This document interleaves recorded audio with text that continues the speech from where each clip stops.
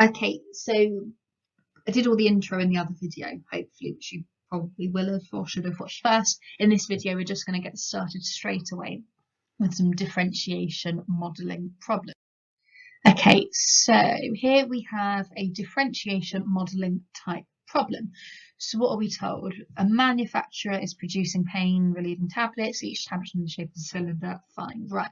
Then part A, given that the volume of each tablet has to be 60. Right, so for part A, the volume needs to be 60. Now, how do I find the volume of a cylinder? The volume of a cylinder is pi r squared, which in this case is going to be pi x squared times the height. And what do we want? We want h in terms of x. That means we want it to be h equals, so h equals 60 over pi x squared. Lovely, that's part A done. Part B, show that the surface area is given by this thing here. So, first of all, how would I find the surface area of this? Well, the surface area would be both circles put together, which would be pi x squared plus pi x squared, which is 2 pi x squared. And then the area of the cylindrical face, like the curved bit. The curved face is what I was looking for. So this curved face, if we unroll it, would be a rectangle. It would be a rectangle with this side being the height. Now this side is the circumference of the circle. So the circumference is pi times diameter, or pi times the diameter would be 2x. So 2x pi. So therefore, this rectangular face is 2 pi x h, or something like that.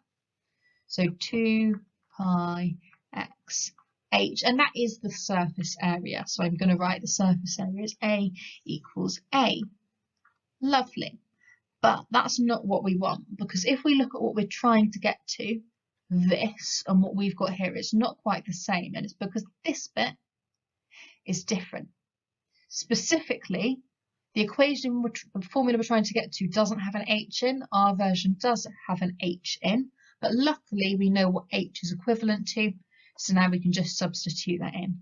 So 2 pi x squared plus 2 pi x.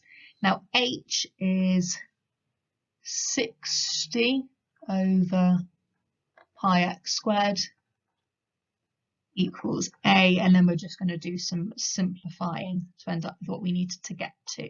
So we end up with 2 pi x squared. Now here, when we simplify this, well, pi and pi cancel out, x squared and x cancel out like that. Now 2 times 60 is 120. Oh look, that's what we wanted to get to. 120 over x equals A. As required. That's what we wanted to get to, and we've got there. Lovely. Right, next part, part C. Okay, for part C, I think I'm just going to go on to the next page because it's quite long and I don't think I've got enough space to do it all in here. But it's fine, the question will appear again, so we'll all be okay. Right, for part C then. So for part C, even if you couldn't get to part B, luckily this is given for you here, and that's why often A-level questions have those kind of show that questions in. So even if you don't get an earlier part, you can still often do the later part. So use calculus to find the value of x for which A is a minimum. That means we need to differentiate, and specifically we need to differentiate A with respect to x. So when we differentiate, we multiply, so we do 2 times 2, 4 pi x, and then we take off 1 from the power, so it's x to the 1. Then here, just first of all, before I differentiate it, I'm going to rewrite this as 120x to the minus 1, like that. That notation you should be fine with. So then we do minus 1 times 120, which is minus 120, and then we subtract 1 from the power to the minus 2, like that. I'm just going to rewrite this probably as minus 120 over x squared, because I think that notation is slightly more straightforward. Fine, so I've differentiated, but we need to find the value of x for which a is a minimum. So what we need to say now, it's going to be a minimum when the gradient is 0. So when the gradient is 0, we get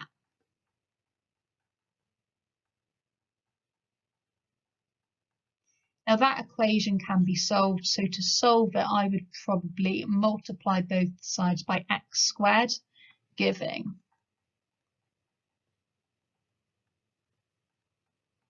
so then rewriting this becomes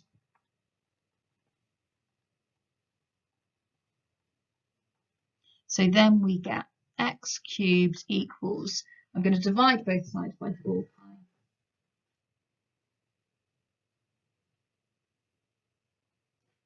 Giving x cubed equals 9.5492, blah, blah, blah, blah, blah. So then x equals the cube root of that, which is 2.12. Yeah, let's call it 2.12. It doesn't want it to any particular degree of accuracy. So we are just going to say that x is 2.12 to 3 SF. Fine. Okay, so 2.122 or 12 millimeters. Right. For part D, hopefully nice and straightforward. So calculate the minimum value of A. So we know what A equals. A equals 2 pi x squared plus 120 over x. All you need to do is substitute 2.12 into that expression there. So when you substitute in, you get A equals 2 pi times 2.12 squared plus 120 over 2.12. I'm just going to work that out now. What is it?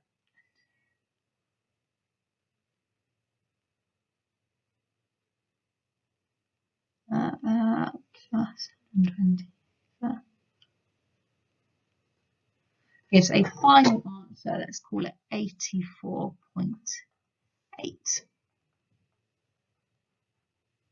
And that, because it's in, what's our surface area going to be in millimeters squared? And then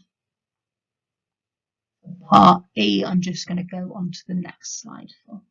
So the final part of this question then is part E. We want to show that our value of A, which was 85-ish, I can't even remember that number there, is a minimum. Whenever you are asked to show that something is a minimum or a maximum, you want to differentiate twice, okay?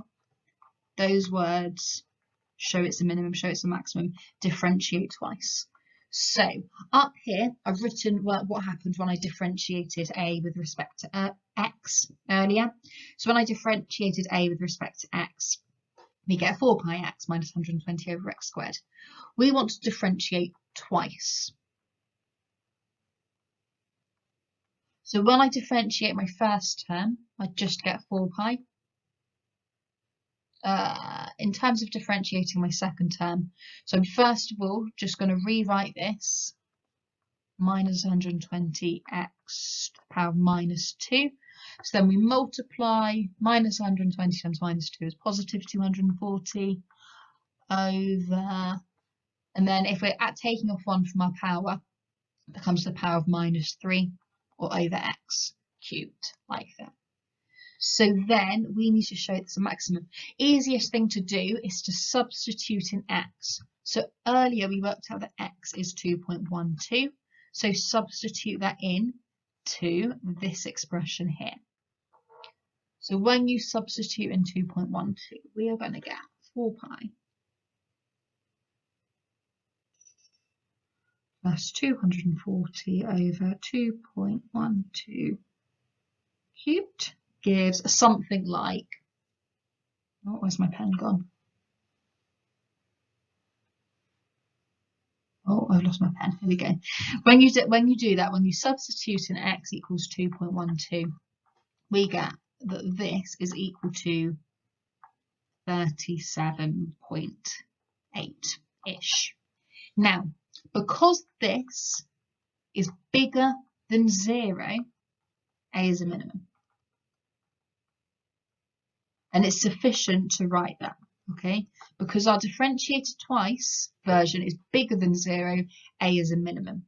If we differentiated twice, and when we differentiated twice, we'd got that that was smaller than 0, would be a maximum, okay? And it's super important you get that the right way round. Luckily, because the questions often like to show that, it should help in terms of remembering it. We'll leave that there then. I hope that's been helpful, Year 12.